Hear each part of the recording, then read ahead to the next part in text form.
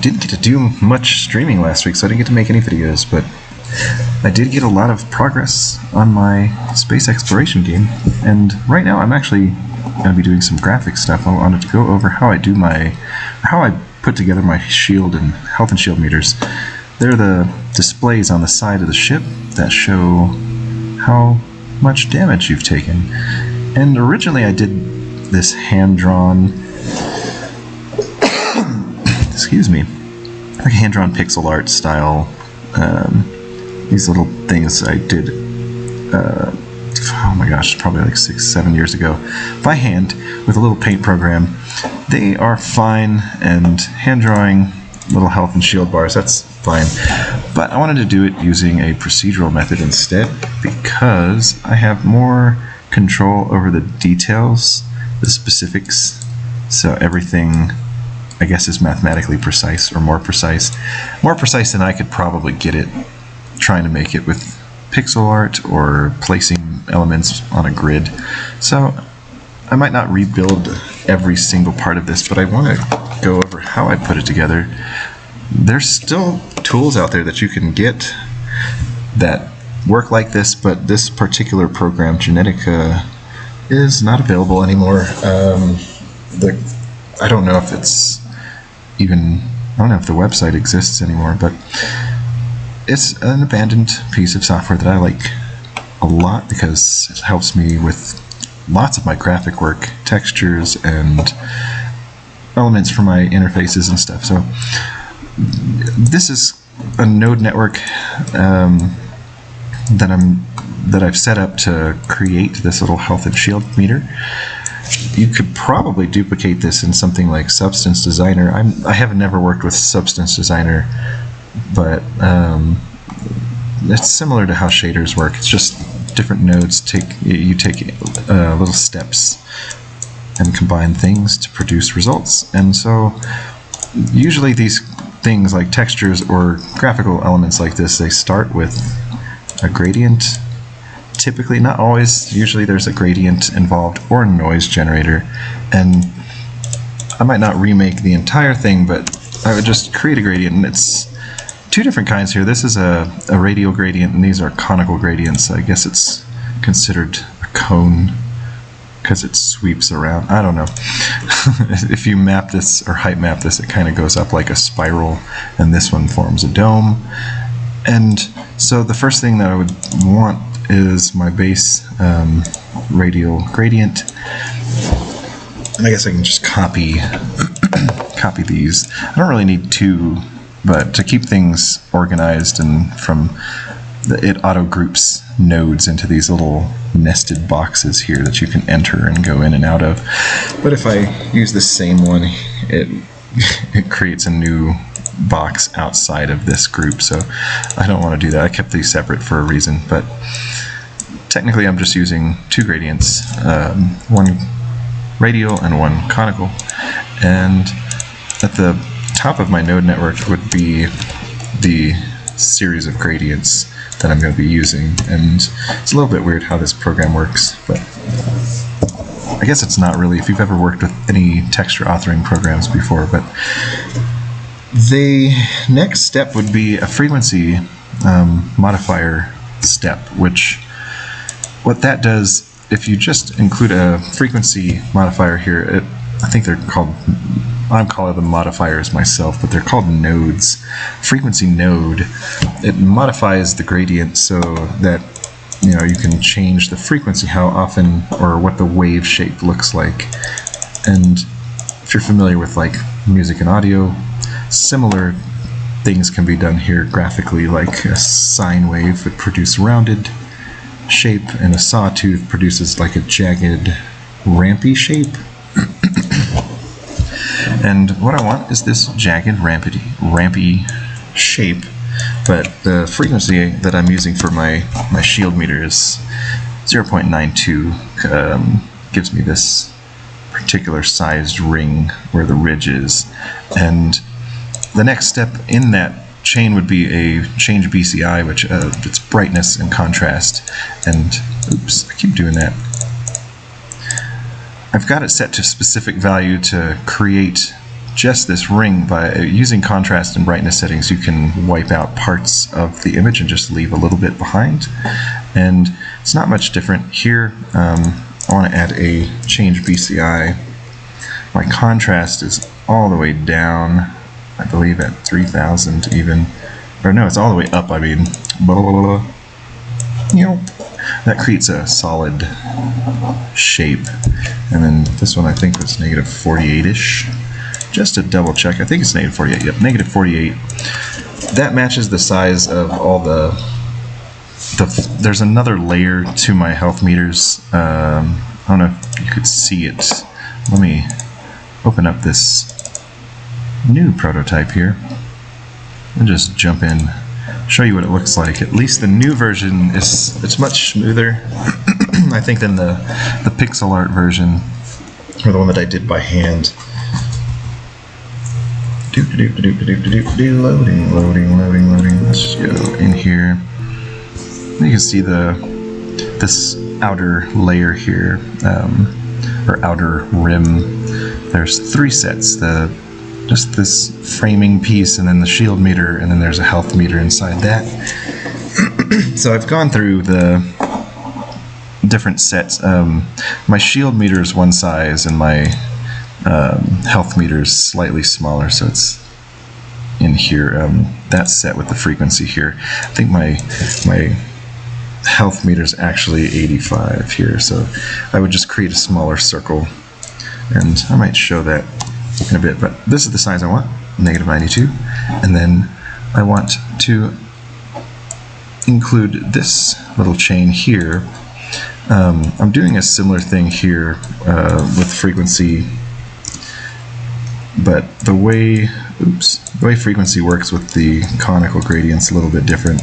You can actually make it look roundish with sawtooth. I guess the sign's kind of nice too, but by changing the phase it rotates, and I want it to be sideways, which is 0.5. That, when I add a change BCI and bump up the contrast, gives me triangles. And the reason I want triangles is when you combine these elements together, it's very similar to how it would work in Photoshop with masks. These are basically just masks where red is the white part and black is the same as black. So anything that's not in the red will be covered up, like masked out. So I think I used an A times B for these. These actually just multiply. It's a simple multiply operation. So you can kind of see how this is taking shape here. And by adjusting the brightness value here, I can actually narrow it down bit by bit by bit. And I actually think I'm using something like negative 20. So even more specific, I want to say I was using 20.3, but it might not be. Yeah, just for the example, it's not that important. So that gives me, the shape. It's already the color of a health bar. So I kind of have a similar little mini node network over here. That to explain this one is the way that I would adjust the size or the fading of the meter when I'm rendering, because if you watch right over here at the top of these meter bars, as I decrease this value here,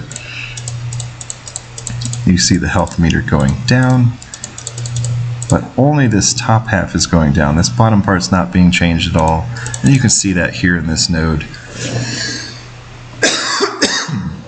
As it's getting closer and closer to negative 50, it'll actually, this is the halfway point, half health, and I actually have to do something different in order to fade out the rest of that, but that's just, I'm going to leave it at negative 20.3 for now, back where it was, just so I can recreate the network, or the node network, in my new project here. These are basically the same, so I can copy and delete that. Oops, I want it to be pasted there.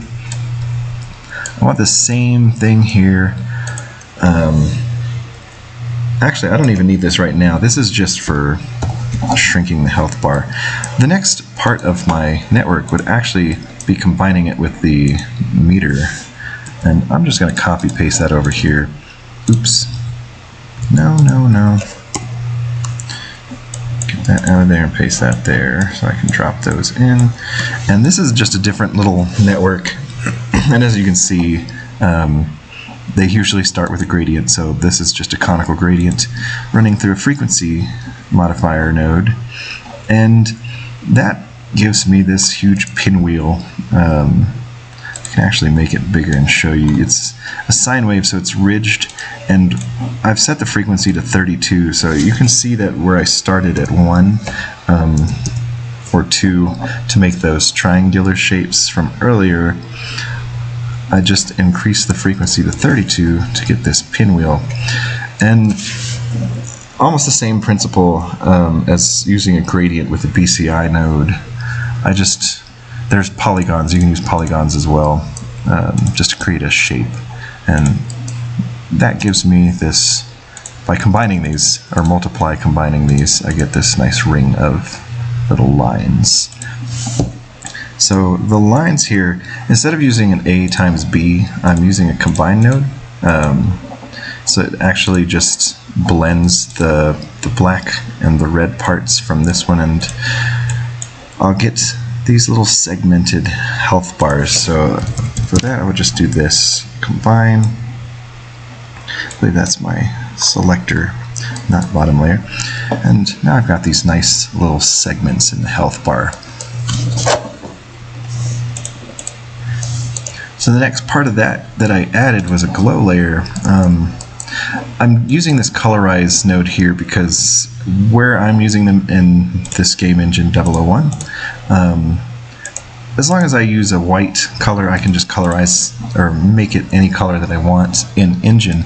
So technically I don't need that colorize node. I've just got to use this glow section, or this glow group that I've got. I don't want to remake that entire node network. It's actually, I was going to paste the entire project. I'm going to delete all those. So I just got my glow network. And to break down the glow network, this here is just for adding the transparent background, and if I pull that out, it's going to look ridiculous. Technically, it doesn't actually need to be a transparent background. That's just something that I've done to save myself the trouble of keying out colors or modifying the background. So this little section of the node network isn't the important part. This part is. The internal part, all I'm doing is taking 2 copies of my input, which I could actually use this input here to show you if it doesn't. There we go. Setting it to normal instead of I was using a different blend mode because I had a transparent background, but to show it slightly better here, the glow around the edge is created by this Gaussian blur. It just creates a blurred version of the input, and by combining that with the original input as an overlay, it's basically an overlay. So you can see it's got the nice solid color on top of the glow layer, and just combining those together. There's several different ways to blend it that might look nicer. Backlight's kind of nice sometimes. I might actually use subtract for the background of the health and shield meters because it has this kind of glowy rim. I do like the glowy rim, and I would like to have like empty health bars or empty shield meters. Some of them are crazy, like divide. I don't know why it looks like that, but just depending on what I'm feeling, I might use a different kind of blend mode. But I like the results that I got from the regular blend mode with just this transparent background. And that's really all there was to making the health bars. my actual health meter, I've got a base that's just a solid health meter, and then the outer layer here was constructed slightly differently. It's using the same initial node setup there and chopping some circles into pieces. So I'm just combining a smaller version of the little ticks here, the meter lines. Instead of 32, there's only 6 of them, and then I just mask out that section, which leaves me these little frames. But I think that's a nice, convenient way to make health bars, or customizable anyway, because instead of doing it manually or drawing it every time, I can come back into any of these nodes and make changes. Like if I wanted to color this, first I can colorize it and give it, you know, let's make it a blue shield bar. Oops. Oh, why can't I grab that? Maybe we'll use, yeah. See, I can easily come in there and give it a color if I want. I could change that color to the red color for health bars, and even come right back in here to shrink it down, which would fit the health bar right inside the shield bar, which is what's going on here. So once all 3 of those layers are combined, I get this nice little set of ship meters, health and shield meters. Nothing too complicated. If you ever work with some tools like Adobe Substance Designer, there's probably more to those than this tool. This tool's rather old at this point. It's falling behind the times. That's kind of the stuff that I prefer to work with anyway, the old abandoned tools of yesterday. And so that's just for my convenience, that I can actually come back in and I could change the number of segments that I have in my health meters. So there's 3 segments, you know, it just looks nice, sometimes with less segments. I like the way it is broken up with the 32 meter lines, but I can change the colors. I could change the width and the height and all of this by adjusting these frequencies, or the brightness. If I want to shrink the health bar down from both sides, you know, I can customize all the little pieces. So I think that's more convenient for me to work like that than hand drawing everything or doing pixel art, which might be fun for some people doing the meters by hand. But with this, I could even come back in and add more effects later if I want to. I could add, you know, some kind of gradient effect that fades around the edges. I don't want to do too much. I like how it's simple, how simplistic it is. It's just blue and red, shields and health. It's not complicated. I like that. But that's all I've got for this little video. After a short break, I want to come back. I'll show you how I'm using these, or how I set these up in the game to actually work as health and shield meters. And hopefully at least this was a little informative if you ever get to experiment with a program like this. Unfortunately, you can't get this program. Adobe Substance Designer is pretty close. There's also Material Maker. It's another node-based texture program. You can actually do a lot of the same stuff here. I'll put a link to that in the description as well, because that's a pretty great piece of software if you've never come across it. For those who do texture work or any kind of game development. So I guess I'm going to end that video, or this video here. If you haven't gone to screamingbrainstudios.com for your free stuff, go and get your free stuff. There are tons of prototyping assets, game development toolkits, there are textures and tile sets, all kinds of stuff. It's all free, it's all public domain. There's also tutorials for adding your own versions or expanding those packs, how I made some of these, or just bizarre old school techniques for making circular textures, seamless hexagons. If you don't have any tools to do that with, there's also a page full of these tools for free. You can download almost everything here and do your own graphics. If you're just getting started, some of these are really fun to mess with for the first time. And even if you're like really in deep, some of these you might not have heard of. They're really good tools to have in your arsenal. Here's Material Maker right here. All of these programs here are free, and they can kind of do some of the same stuff that Genetica here does. So hopefully you found that informative. I'll be back to show how I use those meters in a game. Thank you guys for checking it out. I'll see you guys soon.